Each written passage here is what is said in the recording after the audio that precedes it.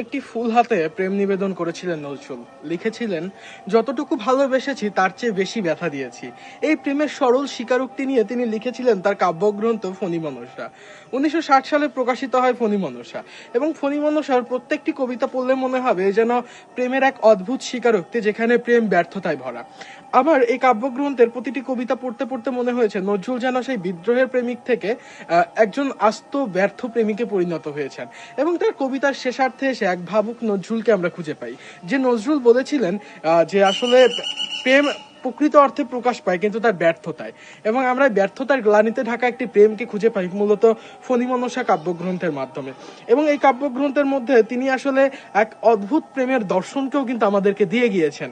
আমরা যে নজরুলকে সচরাচর বিদ্রোহী দ্রোহের চেতনায় কাঁপতে দেখি, যিনি বিদ্রোহী ভৃগু, ভগবান বুকে কেঁদেন পদচিহ্ন, সেই নজরুলকেই কিন্তু আমরা এখানে এসে দেখি যে বাঁশির দেবতা লোভিয়াছ তুমি, হাসির অমর শোক, হেতামর লোকে দুঃখী মানব করিতেছি মোরা শোক। এমন কিছু কবিতাকে কিন্তু তিনি লিখেছেন যেখানে আসলে বেশ খানিকটা বেদনার স্ফুরণ হয়।